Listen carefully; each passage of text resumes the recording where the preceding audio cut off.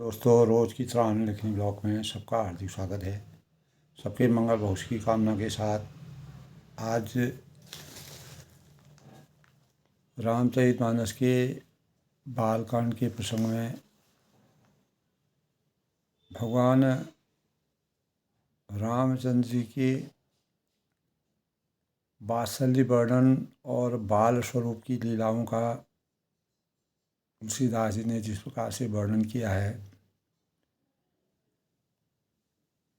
वह माता और पिता कौशल्या माता और दशरथ जी उसका किस प्रकार से आनंद ले रहे हैं।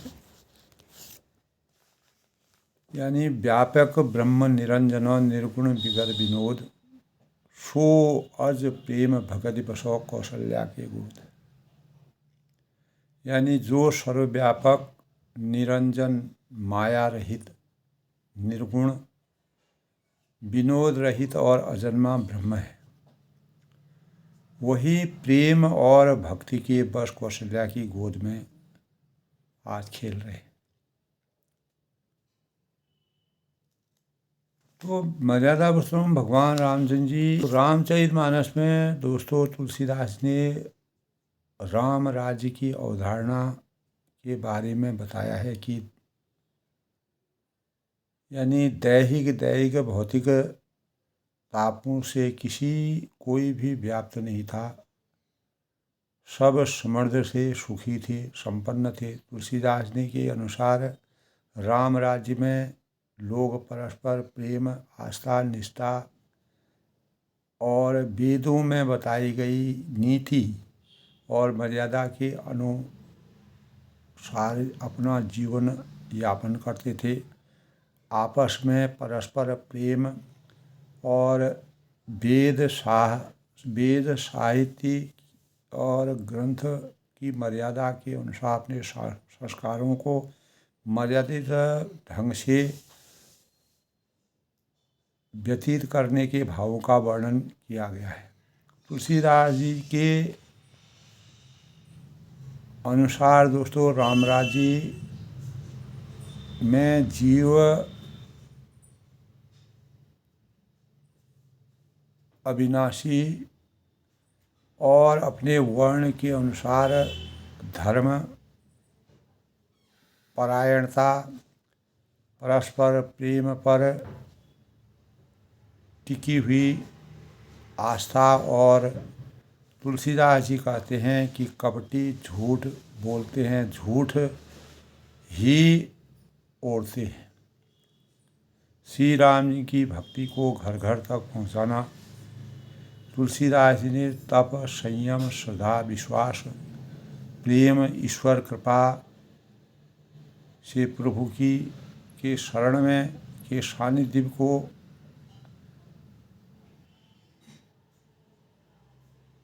अपने जीवन में सामर्थ्यवान बनाने के लिए भक्ति भावों का जिस प्रकार से वर्णन किया है, एक साधक के रूप में, एक तपस्वी यानी के रूप में, एक कवि के रूप में, मर्यादा पुरुषोत्तम राम तुलसी के आदर्श भावों के और तुलसी परिहरे तीन मम सो आपन पहचाने। तो तुलसीदास जी तप जीवन का स्रोत है, तब जलती जीवन की ज्योत है, तब से हमारा जीवन कितना सार्थक होता है। कर्मों का जो निर्णय तप और मोक्षी मार्ग द्वारा, तप और मोक्षी मार्ग उसके स्रोत हैं। और मानव जीवन में अगर हमको पुरुषार्थ की अभिप्रेरणा मिलती है तो रामचरितमानस हमारे जीवन में किस प्रकार से अनेक प्रकार के भावों का राजा मन संतोषी सबन के तहाँ जहाँ तहाँ देहि आशीष सकल तनय चिरजीवहूँ तुलसीदास के ईश। तभी तुलसीदास ने इस प्रकार की रचना की है कि राजा ने सबके मन को संतुष्ट किया। पुत्र प्राप्ति के बाद पुत्र कामेष्टि यज्ञ के पश्चात जब राम लक्ष्मण भरत शत्रुघ्न अवतरित हुए, तब राजा ने सभी की मनोकामनाओं को पूर्ण करके दान पुण्य और अपने पितरों को याद किया और अनेक प्रकार के शुभ कार्यों को करने के भावों का संचार किया। सब लोग जहाँ तहाँ आशीर्वाद देते थे और तुलसीदास ने के स्वामी सब पुत्र चारों राजकुमार चिरंजीव हों, अटल हों, इनका जीवन हमेशा के लिए दीर्घायु हो। तो इस प्रकार कुछ दिन बीतते गए, भगवान का अवतरण हुआ और दिन रात जाते हुए जान नहीं पड़ते थे। और तब नामकरण संस्कार का जब समय जानकर राजा ने ज्ञानी मुनि वशिष्ठ जी को बुलाया। उन्होंने नीति के अनुसार, जो परंपरा होती है, जो रीति के अनुसार मुनि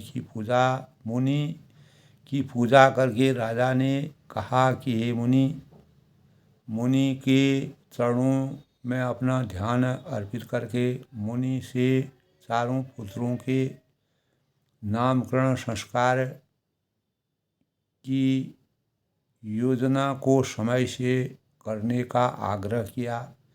आपके मन में जो विचार रखे हैं वे नाम रखिए। और मुनि ने कहा, हे राजन, इनके अनेक अनुपम नाम हैं, फिर भी मैं अपनी बुद्धि के अनुसार उनका निरूपण करूँगा। ये जो आनंद सिंधु सुख राशि, सीकर तैत लोक सुपासी, सो सुख धाम राम असनामा, अखिल लोक दायक विश्राम। भगवान राम का नाम, ये जो आनंद के समूह और मुख की राशि हैं, सुख देने वाली, इनके मुखार यानी मुखार बिंदुओं से लेके नख से लेके शिखा तक जिस आनंद सिंधु ने एक कण से तीनों लोक सुखी होते हैं, तीनों लोकों में सुखी पूरा ब्रह्मांड आभामय हो जाता है। उन आपके सबके बड़े पुत्र का नाम राम होगा। राम जो है त्याग का प्रतीक माना जाएगा, जो सुख का भवन और संपूर्ण लोगों को शांति देने वाले। तो जो संसार का भरण पोषण करते हैं, कल के प्रसंग में था उन आपके दूसरे पुत्र का नाम जो पूरे संसार का भरण पोषण करता है। जिस प्रकार मानव के 4 अंग होते हैं, सिर, वक्ष और उदर और हाथ पैर, तो उन्हीं के अनुसार जो है 4 जो है पुत्र आपके जो है वह भरत, जिनके स्मरण मात्र से ही शत्रु का नाश होता है। उनका वेद में प्रसिद्ध, यानी वेदों में जो जिनके नाम से शत्रुओं का नाश होता है, वे जो है शत्रुघ्न होंगे। भरत जो है वह भरण पोषण के संसार का भरण पोषण करेंगे। जो शुभ लक्षणों के धाम श्री राम के प्यारे और हमेशा भगवान राम के सानिध्य में रहेंगे। वशिष्ठ जी ने उनका नाम लक्ष्मण रखा। तो ऐसा श्रेष्ठ नाम रख करके वशिष्ठ जी ने राम, लखन, भरत, शत्रुघ्न, आज कलयुग में भी दोस्तों इन नामों की बड़ी चर्चा है, बड़ा महत्व है। जीवन की सामर्थ्यता के प्रतीक हैं और इस सांसारिक जीवन के प्रमाण के रूप में गुरु जी के हृदय में विचार कर ये नाम रखे अंतःकरण में, और कहा कि हे राजन, तुम्हारे 4 पुत्रों वेदों के तत्व यानी साक्षात परात और भगवान में ब्रह्म के रूप में अवतीत होंगे। सबके रूप गुणशील अलग अलग होंगे। एक पिता के विपुल कुमारा हो वही रूप रंग गुणशील अपारा।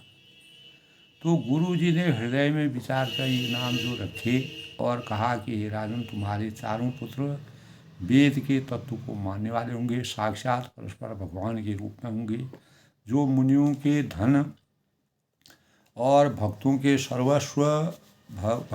सर्वस्व और शिव जी के प्राण होंगे। और उन्होंने इस समय तुम लोगों के प्रेमवश बाल लीला के रस में सुख माना है।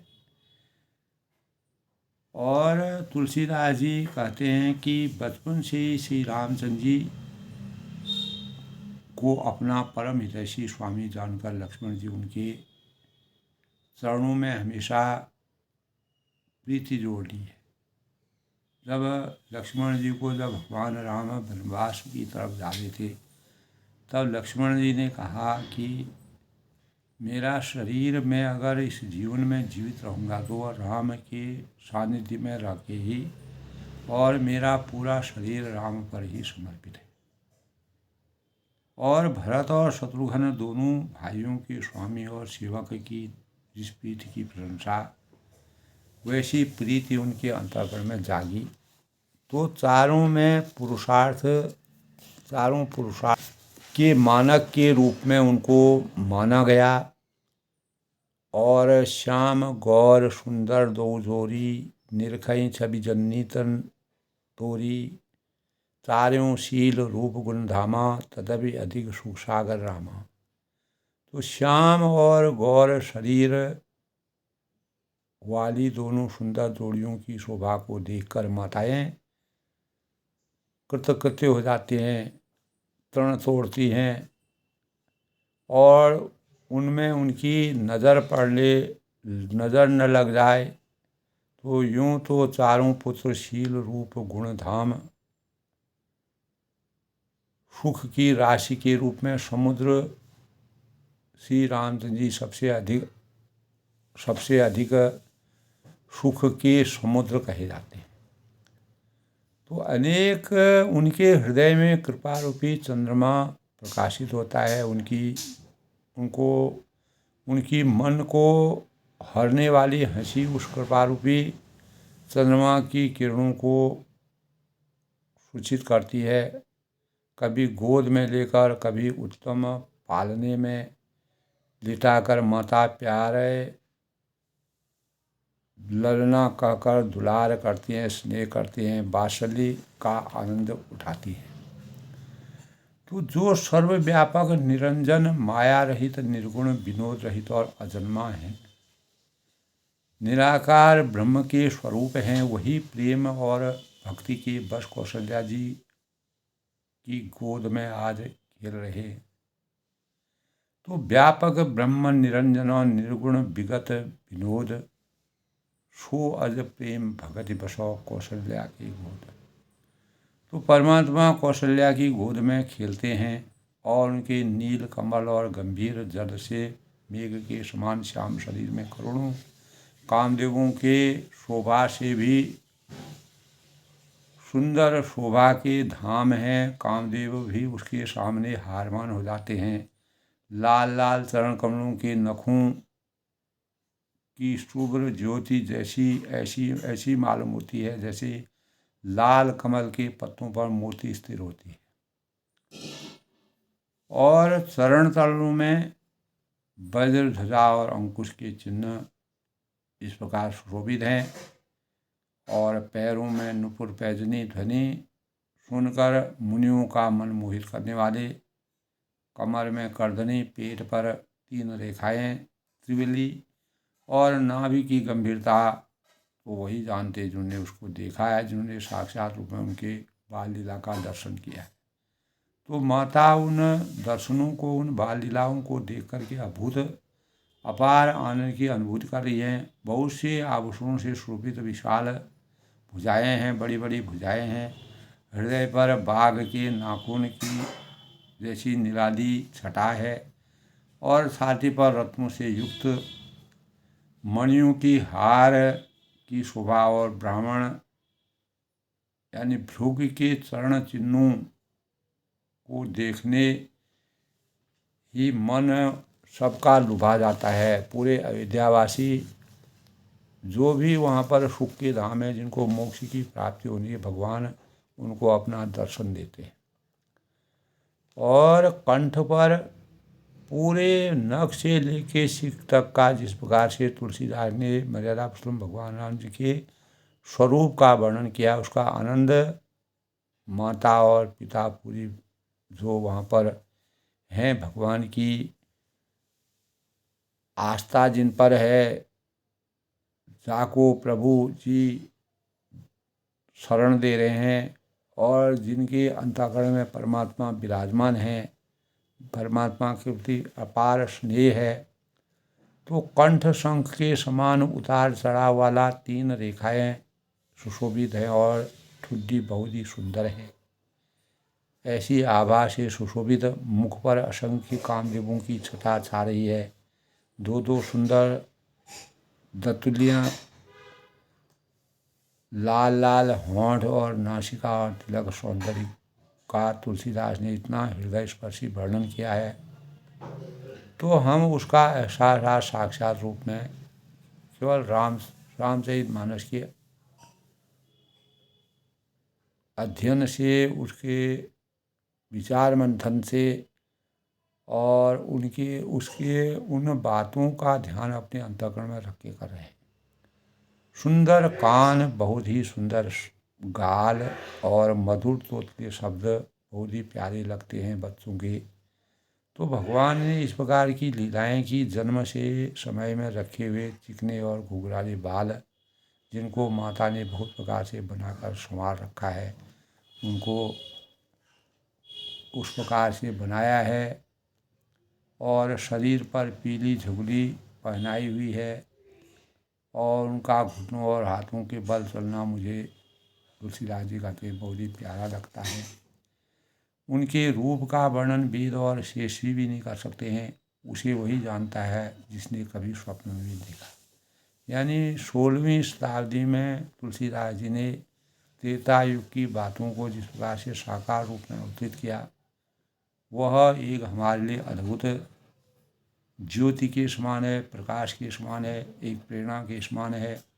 और भगवानों के साक्षात अवतार का हम जब अनावरण करते हैं, तब कहा है सुख संदोह मोह परो ज्ञान गिरा गौती, दंपति परम प्रेम बसो कर शिशु चरित पुनीत।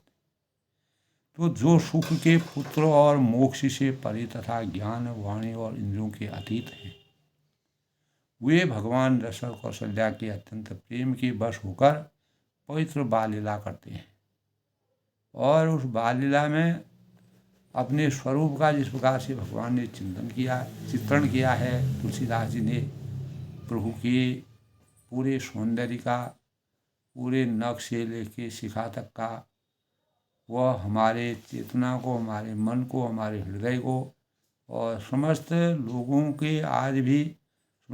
के अंतःकरण को छूने वाला और हृदय स्पर्शी है। तो इस बार भगवान की आस्था के स्वरूप का अगर हम अध्ययन करते हैं, तो इससे पहले दोस्तों, यानी कहने का तात्पर्य स्वरूप को इस प्रकार से सामने रखा कि प्रेम और भक्ति, यानी वात्सल्य वर्णन में प्रेम और भक्ति की साकारता को उजागर करते हुए प्रेम और श्रद्धा का सात्विक योग भक्ति है और मंगल विधान के 2 भाव करुणा और प्रेम है। करुणा की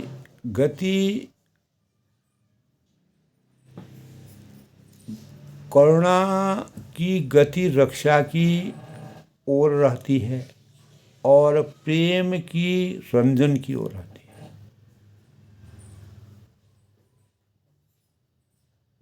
किसी को अपना मान लेना करुणा है।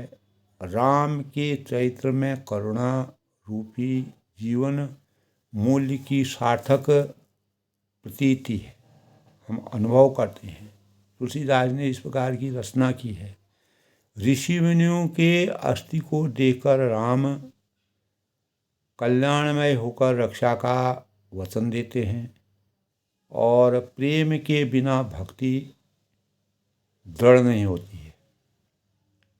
और राम से प्रीति कलुष नाशक यानी समस्त दोषों को मिटाने वाली मानी गई है और निर्मल मोहक आँख की प्रीति देख पाती है। तो सत्य से उत्पन्न आनंद प्रसन्नता है। राम सत्य के पर्याय हैं, सत्य के प्रतीक हैं। तो सत्य वह है दोस्तों जिसमें हमें विश्वास हो, और विश्वास उसी अवस्था में होता है जब अनुभव का विशेष यानी विरोध न हो। तो असत्य अविश्वसनीय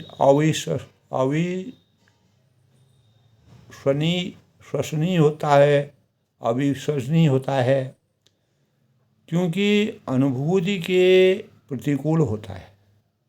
और सत्य से नारायण बनने की कला आती है, वहीं से हम भगवान पर, ब्रह्म पर लीन होते हैं। सत्य की विजय होती है। भगवान रामचंद्र ने सत्य की विजय को प्रमाणित करके दिखाया रावण के वध करने के बाद। अपनी जो सत प्रवृत्तियाँ होती हैं, अच्छी नीतियाँ होती हैं, प्रवृत्ति होती हैं कि प्रभाव से निष्कलुष जो परम पुरुष या ब्रह्म है, उसी परम पुरुष का जय घोष ही राम कथा है। तो राम में मंगल निवास करता है। राम कथा मानवता की परिक्रमा है और यह कर्म, त्याग और भक्ति की त्रिवेणी है। राम में प्रीति के कारण ही नंदीग्राम में भरत ने निश्चल हृदय और हनुमान की मूर्छा का उन्मूलन किया, और राम से प्रभावित होकर ही अनेक लोगों ने, मर्यादा तुलसी ने अयोध्या काशी में रामलीला का प्रबंध अभी भी हम कलयुग में भी देखते हैं। तो इसी परंपरा को जोड़ने के लिए काव्यमय रामचरितमानस की रचना की गई और अहिल्या, शबरी, अनुसुईया, सुतीक्ष्ण, निषाद, राज, जटायु, शबरी का प्रेम प्रेरणा हमको राम के चरित्र की देते हैं। प्रेम देना जानते हैं और घृणा मात्र लेना जानते हैं। तो राम का संपूर्ण आचरण, संपूर्ण चरित्र ब्रह्म की नरलीला है, और राम परोपकार को सर्वोपरि धर्म और परपीड़ा सबसे बड़ा अधर्म मानते हैं। राम का अर्थ प्राप्ति नहीं, त्याग है, और प्रेम का जन्म त्याग से होता है और स्वार्थ से नहीं। राम ने भरत मिलन प्रेम और श्रृंगार रस के मिलन जैसा है, और अभाव को भाव में भरने और राम जीवन में विश्वास को जोड़ना है। और राम अपने धर्म रथ के साथ चलते हैं और इस संसारिक जीवन में उसी के अनुसार मानव जीवन का जीवन निरंतर इस भूमंडल में, इस पृथ्वी मंडल में एक चक्र की तरह चलता रहता है। तो इसी के संदर्भ में दोस्तों रामचरितमानस के आज के प्रसंग से पहले सबसे पहले आज के पंचांग की समीक्षा करते हैं। आज का पंचांग दोस्तों, आज 9 फरवरी 2025 माघ माह के शुक्ल पक्ष की द्वादशी तिथि, रवि प्रदोष व्रत भी आज है दोस्तों, और जिसमें शिव की पूजा भगवान शिव की पूजा का विशेष महत्व माना गया है। घनिष्ठा नक्षत्र है और विक्रम संवत 2081 शक संवत 1946 और क्रोधी नाम संवत्सर सूर्य उत्तरायण में रहेंगे। और आज के शुभ मुहूर्त की बात करें तो अभिजीत मुहूर्त 12:13 से 12:57 तक किसी भी नए कार्य की शुरुआत हम कर सकते हैं। अमृतकाल आज का 9:30 से 11:03 तक। ब्रह्म मुहूर्त 5:35 से 6:23 तक। आज का राहु काल जिस दौरान किसी भी शुभ कार्य को करना वर्जित माना गया है 4:33 से 5:56 तक, यानी शाम के टाइम पर। सूर्य उदय आज 7:06 पर होंगे और सूर्यास्त जो है 6:15 तक। आज 9 फरवरी 5:35 सायं सूर्य व बुध एक दूसरे के से 0 डिग्री पर स्थित होकर पूर्ण युति बनाएंगे। ऐसा हमारे ज्योतिष शास्त्रों के अनुसार विचार मंथन है। आज ही सायं 6:37 से मंगल और शनि यानी वह राशि यानी शनि जो है वह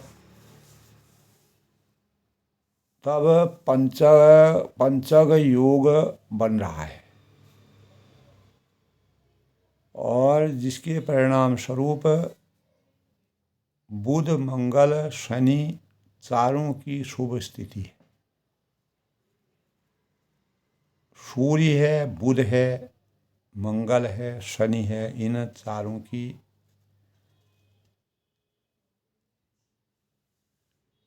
शुभ स्थिति मानी गई है। तो इस प्रकार दोस्तों आज के शुभ पंचांग के भावों की समीक्षा है। आज शुभ रविवार का दिन है और रविवार भगवान सूर्य को जो राजयोग के प्रदाता माने गए हैं। भगवान सूर्य को आदित्य भी कहा गया है।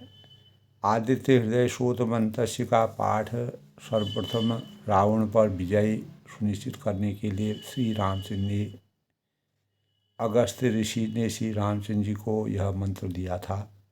रावण पर विजय सुनिश्चित करने के लिए श्री राम ने महर्षि अगस्त्य द्वारा रचित सूर्य भगवान की वंदना की थी, सूर्य भगवान को अर्घ्य अर्पित किया था। भगवान सूर्य को अर्घ्य अर्पण करने से हमारे अंतःकरण में सकारात्मक ऊर्जा का और अनेक प्रकार के सूर्य से यानी रोग प्रतिरोधक क्षमता किरणें निकलती हैं जो हमारे जीवन में अनेक प्रकार की औषधि का काम करती हैं। आदित्य हृदय शोध मंत्र पाठ सभी प्रकार के कष्टों को और असफलताओं को दूर करने वाला माना गया है। जिनका स्वास्थ्य ठीक नहीं रहता है तथा जो कई बीमारियों से असाध्य बीमारियाँ होती है जिनका कोई उपचार नहीं होता है तो भगवान सूर्य को जल चढ़ाना चाहिए और उनके लिए आदित्य हृदय मंत्र श्रोत का पाठ करना चाहिए। अतः इसके पाठ का महत्व प्रातःकाल स्नान करके पूर्व दिशा की ओर उदय होते सूर्य को जल अर्घ देकर सूर्य भगवान का स्मरण करें। इस श्रोत का श्रद्धा के साथ पाठ करना चाहिए। इससे दीर्घायु आरोग्य मिलता है और दो स्वप्नों का महामारी का किसी भी कुटिल चाल का प्रयोग उसके पाठ करने वाले को नहीं पहुंचता है। तो जो भी सुधीजन हैं जो सूर्य भगवान की आराधना करते हैं, पूजा करते हैं, और भगवान सूर्य की पूजा के दिन नमक का सेवन करना वर्जित माना गया है। सरल बोध हो इसीलिए यानी इसी कारण सूर्य सौरमंडल में सूर्य बहुत ही प्रभावी और प्रत्यक्ष देवता माने गए हैं। जो हमारे खगोल शास्त्री हैं सूर्य के प्रभाव को पृथ्वी और चंद्रमा दोनों पर मानते हैं। ज्योतिष के अनुसार सूर्य सिंह राशि का स्वामी माना गए हैं। जन्म कुंडली में उच्च का सूर्य राज सम्मान का दाता माने गए हैं। विद्वानों के अनुसार श्री रामचंद्र जी के अवतार में भगवान के अवतार का तुलसीदास जी ने वर्णन किया कि सूर्य का तेज यानी अंश समाहित जिसमें होता है भगवान राम में भी सूर्य का तेज। तो सूर्य आराधना विशेष रूप से रविवार को की जाती है और यह विश्राम का दिन होता है और इस आराधना से शारीरिक और मानसिक विकार दूर होते हैं। स्तुति बाल रवि दर्शन और जब गेहूँ गुड़ कमल का पुष्प केसर लाल चंदन लाल वस्त्र तांबा स्वर्ण है माणिक है का दान इस दिन करने के भाव हैं। जिसके पास जो हो इच्छा अनुसार सूर्य आराधना के लिए प्रातःकाल सूर्य उदय के 2 घंटे पहले उठ करके भगवान सूर्य को की पूजा करनी चाहिए। सूर्य भगवान को भोग मालपुआ लगाना चाहिए। सूर्य देव का वर्ण लाल होता है। सनातन धर्म के पालन करने वाले जिन 5 देवताओं का पूजन हमारे धर्म के अनुसार किया जाता है उसमें शिव दुर्गा हैं, गणेश जी हैं और सूर्य प्रमुख हैं। आदित्य पूजन की परंपरा बहुत ही आदिकाल से चलते आई है। स्वयं भगवान ने राम ने लंका विजय का लक्ष्य लेकर सूर्य पूजन किया था, ऐसा हमारे शास्त्रों में विराजमान है। और सतयुग में दोस्तों जब हवन प्रधान आराधना की जाती थी तो सूर्य की आहुतियाँ दी जाती थी। और त्रेता में श्री रामचंद्र जी ने जो है भगवान सूर्य को अर्घ्य चढ़ाया था, उनसे तेज प्राप्त किया था। द्वापर में कृष्ण पांडव कुल की लोगों ने सूर्य आराधना की थी, ऐसा हमारे शास्त्रों में विराजमान है। कलयुग में दोस्तों सूर्य को अर्घ्य देना वंदना करना राज सम्मान का द्योतक माना गया है और व्यक्ति तेज और चमत्कारिक प्रवृत्ति के होते हैं। तो सूर्य भगवान की पूजा करने से हमारे जीवन में सकारात्मक ऊर्जा के भावों का संचार होता है। तो जैसे ही दोस्तों जो सुख जो है मर्यादा पुरुषोत्तम भगवान रामचंद्र जी का प्रसंग चल रहा है। भगवान रामचंद्र जी के सुख की अनुभूति राजा दशरथ और कौशल्या जी किस प्रकार से चारों पुत्रों के सुख को प्राप्त कर रहे हैं।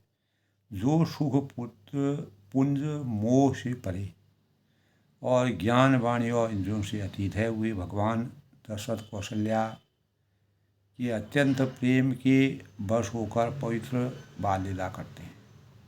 तो यही विधि राम जगत पितु माता कौशलपुर पासिन सुखदाता जिन रघुनाथ चरण रति मानी तिनकी यह गति प्रकट भगवान। तो इस प्रकार संपूर्ण जगत के इस संसार के माता पिता श्री राम अवधपुरी के निवासियों को जिस प्रकार का सुख की अनुभूति देते हैं अपनी बाल लीलाओं के से, जिन्होंने श्री राम जी के चरणों कमल में प्रीति जिनको होती है भवानी, तब भगवान शिव और यानी भवानी से कहते हैं, पार्वती माता से कहते हैं कि उनकी वह प्रत्यक्ष गति है कि भगवान उनके प्रेम वश बाल लीला करके उन्हें आनंद दे रहे हैं। तो रघुपति विमुख जतन कर कोरी कवन सकय भव बंधन छोरी जीव चराचर बसते राखें सो माया प्रभु सो भागे। श्री रघुनाथ जी के विमुख रहकर कोई भी मनुष्य चाहे करुण उपाय करे।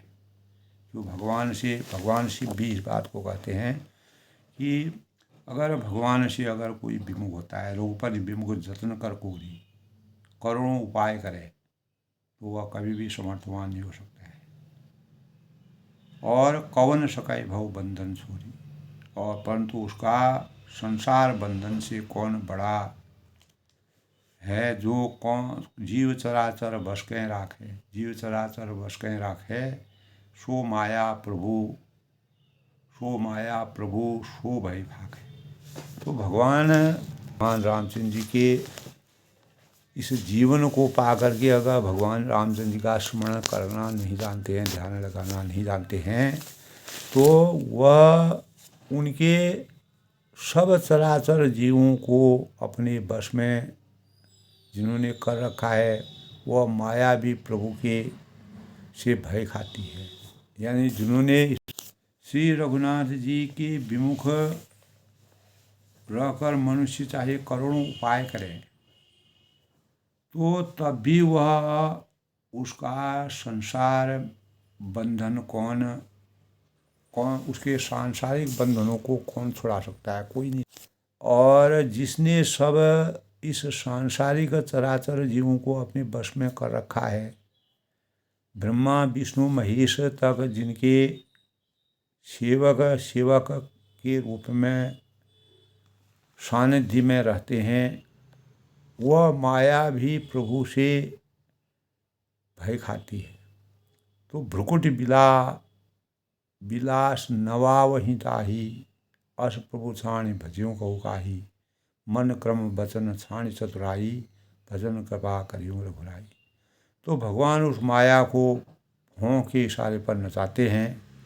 ऐसे प्रभु को छोड़कर कहो और किसका भजन किया जाए, मन वचन और कर्म से चतुराई छोड़कर भजते ही श्री रघुनाथ जी की कृपा करेंगे। यही विधि शिशु विनोद प्रभु की ना, सकल नगर बासिन सुख दीना।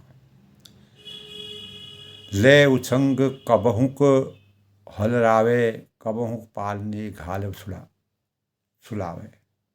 यानी इस प्रकार से प्रभु श्री रामचंद्र जी की बाल क्रीड़ा जो की और समस्त नगर वासियों को सुख की अनुभूति जिनकी बाल लीलाओं से होती है, बाल क्रीड़ाओं से होती है, कौशल्या जी कभी उन्हें गोद में लेकर हिलाती हैं, कभी झुलाती हैं और कभी पालने में लिटा कर झुलाती हैं।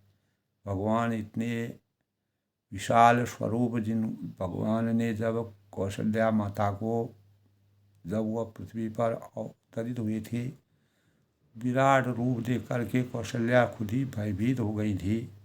वही कौशल्या आज भगवान को पालने पर हिला रही हैं, लिटा रही हैं, सुला रही हैं, आनंद की अनुभूति कर रही हैं।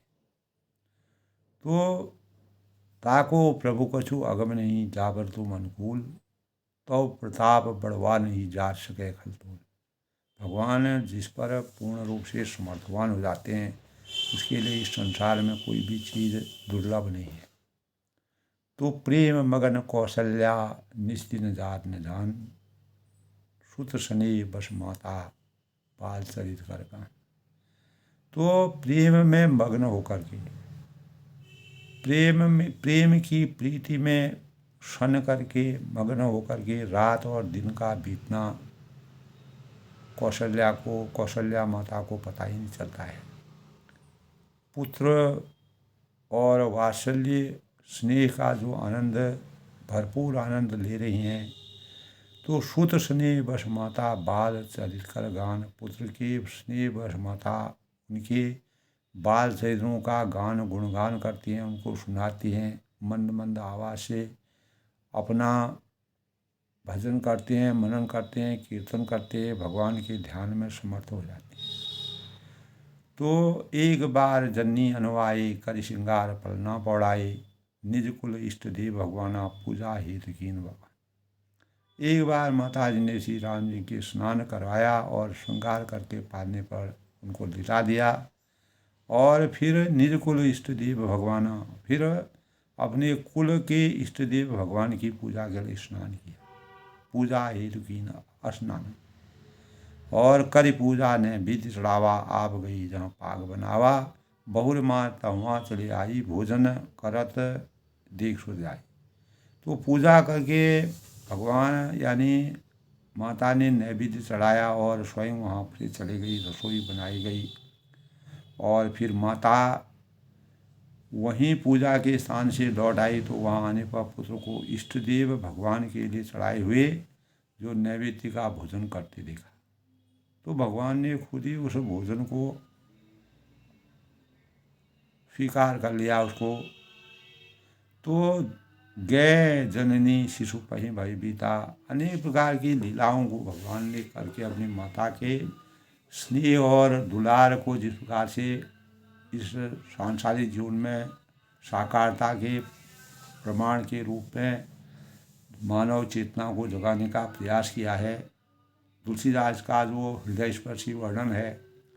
तो गए जननी शिशुपहि भवभीता, देखा बाल तहाँ पुनि सूता, बहुरी आय देखा सुत सोई, हृदय कंप मन धीर न हुई। तो माता भयभीत होकर पालने में सोया था और इसने लाकर बैठा दिया तो उस बात को डर गई। जब उन्होंने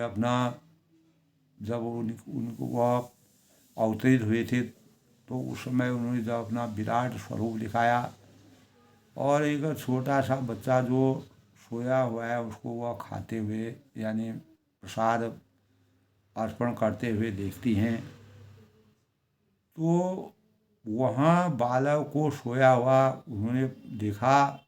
फिर पूजा स्थान को लौट कर गई तो पुत्र वहाँ भोजन कर रहे हैं और उनके हृदय में कंप होने लगा कि मन को धीरज नहीं होता है। तो वह आश्चर्य में पड़ गई कि भगवान की क्या लीला है। तो यहाँ वहाँ दुई बालक देखा, मति ब्रह्म मोर नान विशेषा, देख राम जन्नी अकुलानी, प्रभु हंसी दीन मधुर मुस्कान। तो वह सोचने लगी कि यहाँ और वहाँ मैंने दो बालक देखे, वह मेरी बुद्धि का भ्रम है। भगवान ने उनको इस प्रकार से दिखा लिया और कोई विशेष कारण है। प्रभु श्री राम ने माता को घबराई हुई देखकर मधुर मुस्कान से हंस दिया। तो जब भी वह माता कोई घबरा जाता था, जैसे कागभूषणी को अपने ज्ञान से भगवान को अपना पूरा भक्ति के भावों का जब उनको पूरी भक्ति का दान दे दिया, तब कागभूषणी को अपने मुंह के अंदर ब्रह्मांडों को दिखा करके और तीनों लोगों को दिखा करके कागभूषणी जी खुद ही भयभीत हो गए। वही स्वरूप अपनी माता के साथ भी करते थे। भगवान का जिस पर अथाह प्रेम होता है, स्नेह हो जाता है, तो वही उनके साकार स्वरूप को देख सकता है। भक्ति पूजा सब करते हैं, भगवान का रूप साक्षात रूप में देखना यह बड़े भाग मानुष तन पावा, मनुष्य शरीर पा करके जिनके बड़े भाग होते हैं वही भगवान के साक्षात दर्शन कर सकते हैं। तो सोचने लगी कि यहाँ और वहाँ मैंने जो दो बालक देखे वह मेरी बुद्धि का भ्रम था या और कोई विशेष कारण, समझ नहीं पाई असाई को। तो प्रभु की लीला को समझना बड़ा कठिन है। प्रभु श्री राम जी ने माता को घबराई हुई देख राम जन्नी अकुलानी, प्रभु हंसी दीन मधुर मुस्कान, देखकर मधुर मुस्काने का हंसने। तो देख राया मात ही निजो, अद्भुत रूप अखंड, देख रावा मात ही निजो, अद्भुत रूप अखंड, रोम रोम प्रति लागे कोटि कोटि ब्रह्मांड। तो फिर उन्होंने माता को भयभीत होकर देखकर जानकर माता को अपना अखंड अद्भुत रूप दिखलाकर, जिसके एक एक रोम में करोड़ों ब्रह्मांड लगे हुए हैं, ऐसे ब्रह्मा के साक्षात ब्रह्म रूप में अपने पुत्र को साक्षात रूप में देखकर माता को अपार सुख की अनुभूति हुई और भगवान के साक्षात दर्शन हुए तो माता धन्य हुई। तो तुलसीदास ने दोस्तों भगवान रामचंद्र जी ने इस प्रकार का बाल वात्सल्य वर्णन परमात्मा के द्वारा उनकी लीलाओं का जो वर्णन किया है, जिनका जीवन धन्य है, जो कृतकृत्य हैं, जो इस सांसारिक जीवन में अवतीत होकर के भगवान के साक्षात स्वरूप को देखते हैं, वही ब्रह्म में लीन है, वही मानव जीवन के सच्चे पुजारी हैं। और उन्हीं भगवान की जिन पर कृपा होगी, जाको प्रभु जी ताको प्रभु कछो अगम नहीं, जाबर तुम अनुकूल, तो प्रताप बढ़वा नहीं जा सके खल। तभी कहा है जान न जाए प्रभु की लीला, प्रभु की लीला को कोई नहीं जान सकता है। प्रभु की लीला बड़ी अपरंपार है। तो इस सांसारिक जीवन में दोस्तों मर्यादा की रचना के लिए और मर्यादा को हमेशा सजोने के लिए, संस्कारों को हमेशा सजोने के लिए भगवान ने जो है मानव रूप में अवतीर्ण होकर के मातृ स्नेह और पितृ स्नेह के साथ प्रजा स्नेह और एक बच्चे के अंदर वात्सल्य गुणों का जिस प्रकार से वर्णन किया है, तो तुलसीदास की अभूतपूर्व रचना है जो मानव चेतना को जगाने का प्रयास करती है और प्रत्येक मानव के लिए एक प्रेरणा के रूप में भगवान रामचंद्र जी का अवतरण इस धरती पर चारों भाइयों का अवतरण होता है। इसी प्रकार तुलसीदास ने पूरे रामचरितमानस की रचना की और एक एक शब्द में, एक एक अक्षर में, एक एक दोहे में, एक एक चौपाई में, एक एक सोरठा में, एक एक श्लोक में, एक एक छंद में भगवान की अपार लीलाओं का जो वर्णन है, जो श्लोकों में जो वर्णन है वो अभूतपूर्व है, मानव जीवन की चेतना को उभारने वाला है।